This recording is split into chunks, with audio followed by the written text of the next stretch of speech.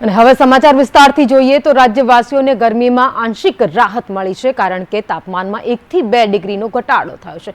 બપોરે 1 વાગે અમદાવાદમાં 44 ડિગ્રી તાપમાન નોંધાયું છે। બપોરે 1 વાગે વડોદરામાં પણ 44 ડિગ્રી તાપમાન નોંધાયું છે। 1 વાગ્યા સુધીના આંકડા સામે આવ્યા છે। અત્યાર સુધીમાં અમદાવાદ અને વડોદરામાં 44 ડિગ્રી, સુરેન્દ્રનગરમાં 43 ડિગ્રી તાપમાન નોંધાયું છે, તો રાજકોટમાં 41 ડિગ્રી, મહેસાણામાં 43, સાબરકાંઠામાં પણ 43 ડિગ્રી તાપમાન નોંધાયું છે। આ બાજુ બનાસકાંઠામાં પણ 43 ડિગ્રી તાપમાન નોંધાયું છે। જ્યારે વાત કરીએ કચ્છની, તો કચ્છમાં પણ 1 વાગે 41 ડિગ્રી તાપમાન નોંધાયું છે। હજુ 2 દિવસ 44 ડિગ્રી સુધી તાપમાન રહે તેવી આગાહી હવામાન વિભાગે કરી છે।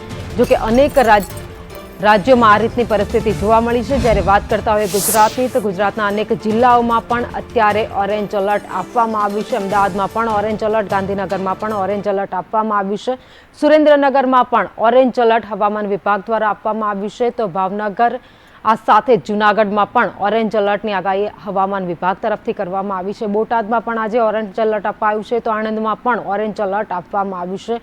કચ્છમાં પણ ઓરેન્જ એલર્ટ અપાયું છે। ઓરેન્જ એલર્ટને કારણે ગરમી અસહ્ય પડી રહી છે। અસહ્ય ગરમી વચ્ચે લોકોએ વધુમાં વધુ ઠંડુ પાણી પીવું જોઈએ। આ સાથે છાશ અને લીંબુ શરબતનો ઉપયોગ કરો, જેથી કરીને ડિહાઇડ્રેટ ન થવાય।